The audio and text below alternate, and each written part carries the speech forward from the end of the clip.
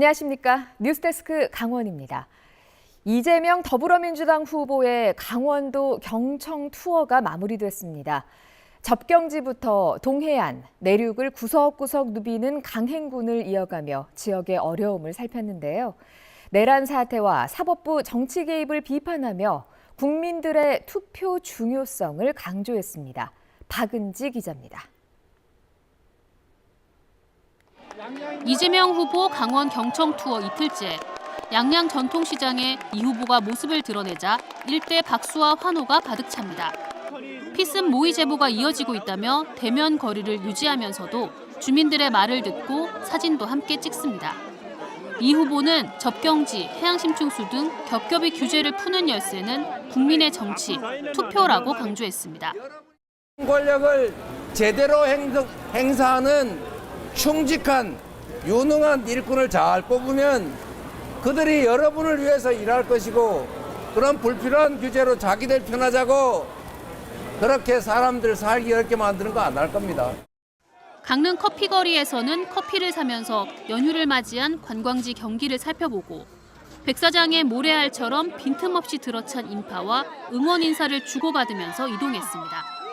강원도 내에서도 보수세가 강한 동해안, 권성동 국민의힘 원내대표의 5선 지역구인 강릉을 찾은 만큼 윤 전 대통령과 내란 비호 세력의 정면 비판도 내놨습니다. 투표가 국민의 총알이라며 권력이 아닌 지역에 잘하는 진짜 일꾼을 뽑아야 한다는 겁니다.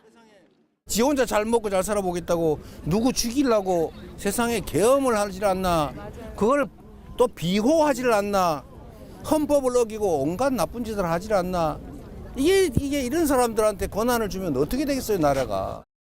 그러면서 언제나 국민을 믿고 희망을 가지고 있다고 했습니다.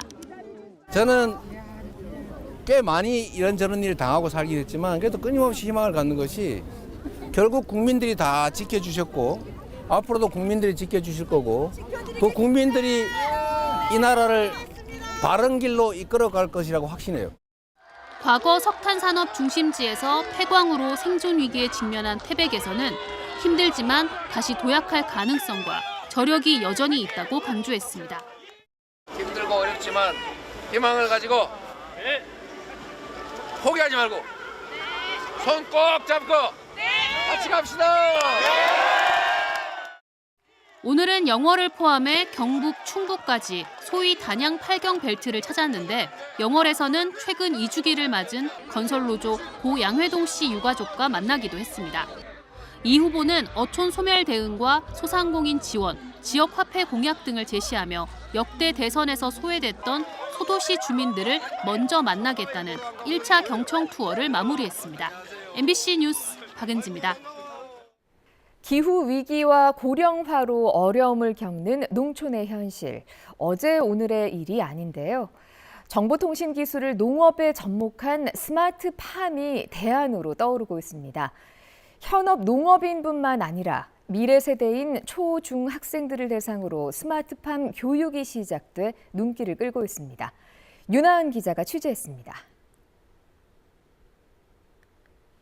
초록 이파리들 사이로 빨갛게 익어가는 딸기가 고개를 내밀고 있습니다.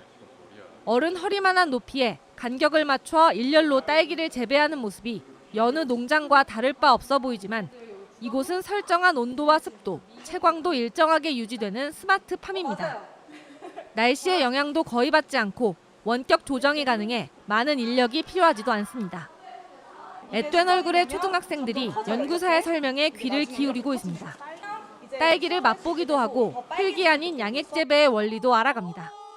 스마트팜 시설을 작동하자 탄성이 터져나옵니다. 저기서 이제 습도나 온도를 유지하기 위해서 분무가 돼요. 그것도 한번 제가 작동해서 보여드릴게요. 물 나와요? 물 나와요? 네, 물 나와요. 네? 재밌다. 와, 재밌겠다. 평창군 농업기술센터가 미래세대 농업인재 육성을 위해 교육을 시작했습니다. 지역 초중학생 40여 명을 대상으로 농업용 드론, 유용 미생물, 수직형 식물농장 등 학생들이 관심을 가질 만한 과학 영농 프로그램 5개 과정이 10월까지 운영됩니다. 시대가 변했다는 걸 느꼈어요. 이게 옛날에는 그냥 아저씨들이 이렇게 하는데 요즘은 이렇게 다 로봇이 하고 드론이 하니까 되게 신기했어요. 핸드폰으로도 할 수 있으니까 너무너무 신기했어요. 지역에서 농업을 이끌어갈 인재를 육성하고 정착할 수 있는 선순환 구조를 마련하는 게 목표입니다. 무엇보다 농업의 중요성과 참된 가치를 다시 한번 일깨우고 고된 일, 기피 대상이라는 인식을 바꾸는 효과가 기대됩니다. 꿈나무인 어린 학생들, 그러니까 초등학생, 중학생들이 공무원이 되던 아니면 농사를 짓는 농업인이 되던 이런 데 이제 이바지할 수 있는 이런 기본적인 뭐 소양 이런 것들을 좀 심어주기 위해서 이런 교육 과정을 마련하게 된 것입니다. 기술 발전에 따라 빠르게 달라지고 있는 농업 환경. 우리 삶에서 뗄래야 뗄 수 없지만 저평가받고는 했던 농업을 미래 세대에 적극적으로 소개하는 참신한 시도가 어떤 열매를 맺게 될지 기대를 모으고 있습니다. MBC 뉴스 윤하은입니다. 오늘 오후 1시쯤 원주시 태장동의 한 상가 건물에서 불이 나 30분 만에 꺼졌습니다. 이 화재로 연기를 들이마신 70대 여성과 80대 여성 등 2명이 병원에서 치료를 받고 있고 세탁소 건물 43제곱미터와 음식점 25제곱미터가 불에 타 소방서 추산 4,500만 원의 재산 피해가 났습니다. 같은 시각 삼척시 교동에서는 타이어 대리점에서 불이 나 1시간 만에 꺼졌습니다. 건물 66제곱미터와 1톤 화물차 1대, 각종 기자재가 불에 타 2,470만 원의 재산 피해를 냈습니다. 경찰과 소방당국은 정확한 화재 원인을 조사하고 있습니다. 춘천지법 원주지원은 층간 소음에 항의한다며 주거지를 침입하고 위협한 49살 박모 씨에게 징역 6개월의 실형을 선고했습니다. 박 씨는 지난해 10월 자신이 2층에 거주하는 원주의 한 다세대 주택에서 4층에 사는 피해자들이 층간 소음을 일으킨다며 찾아가 볼펜으로 찌를 듯이 위협해 협박했고 사흘 뒤 찾아갔을 때 문을 열지 않자 문 밖에 있던 피해자들의 신발을 창문 밖으로 던지고 가져가는 등 피해를 입혔습니다. 재판부는 박 씨가 반성하지 않고 다른 범죄 집행유예 기간에 개의치 않고 범행했다며 엄중한 처벌이 불가피하다고 판시했습니다. 강원도 선거관리위원회가 제21대 대통령 선거 개표 상황을 참관할 개표 참관인을 내일부터 9일까지 공개적으로 모집합니다.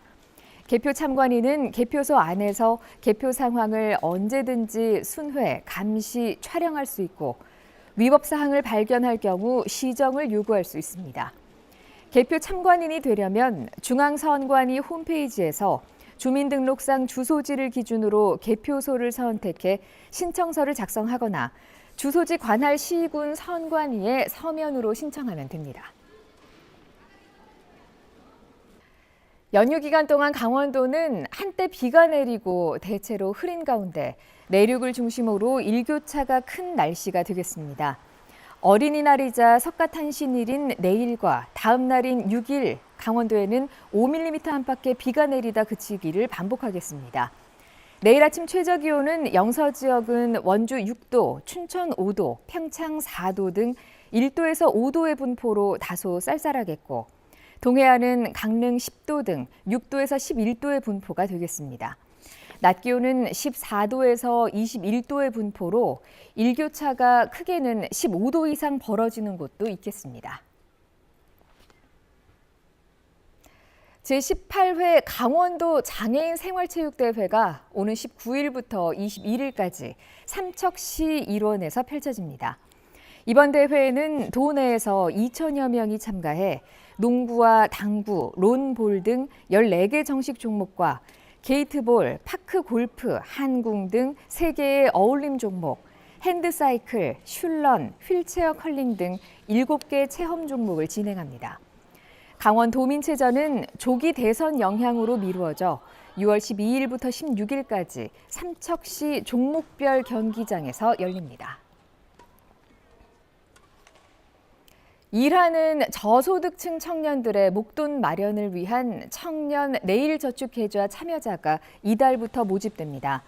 보건복지부는 복지로 포털과 시군 읍면동 행정복지센터에서 오는 21일까지 참여자를 모집하고 매달 10일에서 최대 30만 원까지 지원하겠다고 밝혔습니다. 뉴스데스크 강원을 마칩니다. 시청해주신 여러분 고맙습니다.